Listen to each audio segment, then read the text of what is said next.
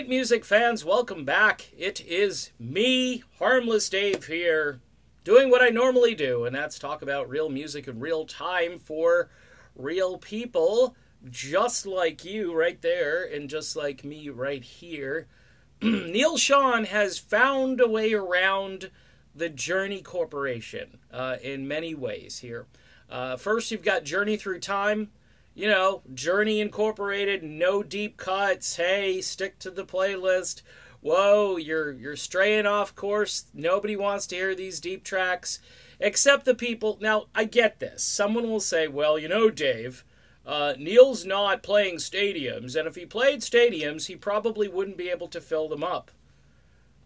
Maybe, I don't know that. I think his band and the way they operate and the organic nature of it suggests that the mid-size venues are far more appropriate to kind of digest what they do. It's a different fan base, yes.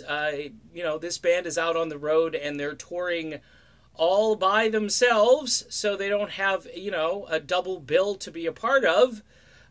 Some of that is true, but at the same time, there are a lot of classic rock fans of the band when Steve Perry first joined the group, and even a few fans that were along for the ride prior. I could see those comments on various older Journey tracks where the hardcore classic rock, jazz, fusion folks are out there and they're digging those first three Journey albums. But Neal Schon wanted to record an album with the current membership of Journey.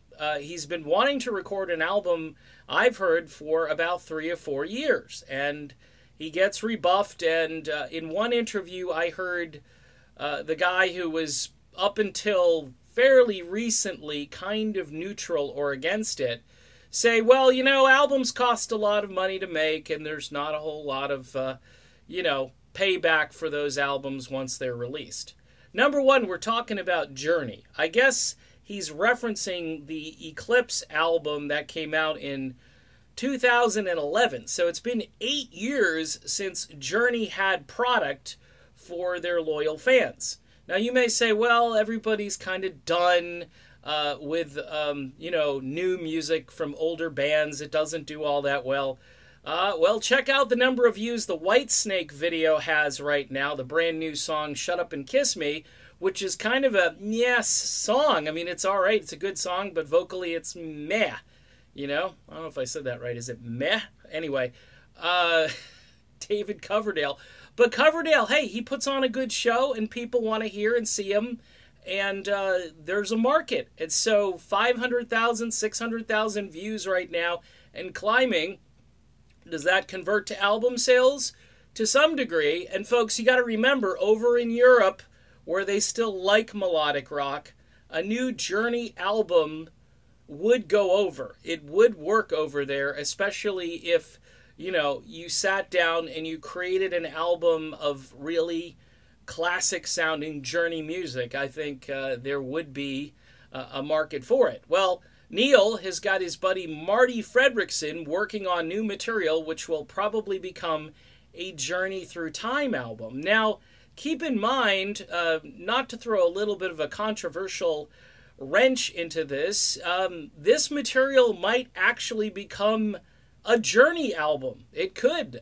By the time all of this stuff works through, and who's got the mojo in the group, which right now it's Neal Schon, no question about it. When Herbie Herbert shows up for your concert, you've got the backing of somebody who's been there since the very beginning and is probably making suggestions as to who Neal ought to have in his band.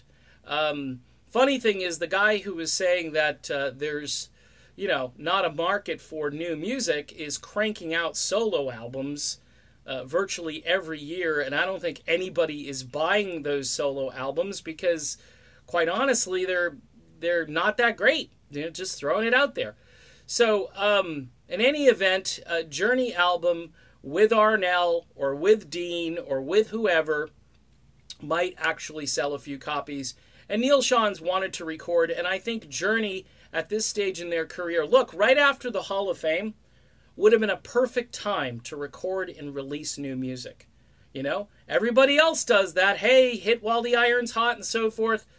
Instead, we had crickets because the band was feuding about politics and things that really have nothing to do with their legacy and their heritage, and a lot of revisionism was going on.